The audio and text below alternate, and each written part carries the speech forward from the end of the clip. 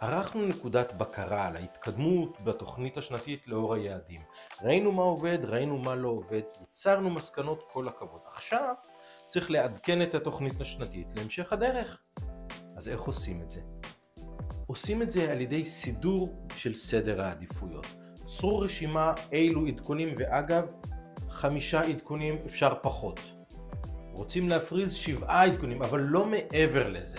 כי אחרת טובעים ברשימה אינסופית של תיקונים ועדכונים במקום לייצר תפוקות. לרבעון הזה, לחצי השנה הקרובה, אלה הדברים שהולכים לחדש, וזהו. אז מייצרים רשימה ומתעדפים אותה. במה מתחילים? מה אחר כך? הצעד השני באותו סדר עדיפויות, באותו עדכון של תוכנית העבודה שאני מזמין אתכם לעשות, זה לעשות עדכונים הדרגתיים. לקחת את הדברים ולהגיד, אוקיי, זה מה שנעשה בחודש הקרוב, זה בחודש הבא, לעשות צעדים מדודים, כי כשמאבדים על הדבר, אז אם מנסים לתפוס את הכל, בדרך כלל מגיעים שתופסים הרבה פחות.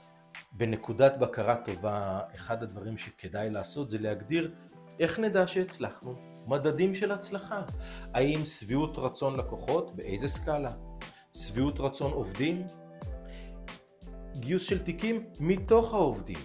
גיוס תיקים מתוך קולגות, כמויות, כמות לקוחות, תמחור, רווחיות, יש אין סוף מדדים, כדאי לבחור אגב שוב 5 או פחות, כדי לא עכשיו ללכת לטבוע בתוך, אבל ברגע שמגדירים מדדים של הצלחה, מדד אחד מאוד מעניין, פרק הזמן, מהליד עד פתיחת תיק, מדד מאוד מעניין, אם הוא קורה פחות מחודש אתם במצב טוב מאוד, פחות משבוע עוד יותר, אבל בין שהתקבל ליד, עד שיצאה שיחת טלפון, עד שנקבעה פגישה, עד שהיא באמת התקיימה, נסגר התיק, מבלי לשלוח הצעת מחיר במייל, אלא נסגר, כשזה קורה בתוך חודש קלנדרי אתם במצב מאוד טוב. לכן תכתבו לי רגע את המדדים, איך אתם רוצים למדוד הצלחה בתהליך הצמיחה שלכם, אני אתן לכם דיוקים במקום הזה.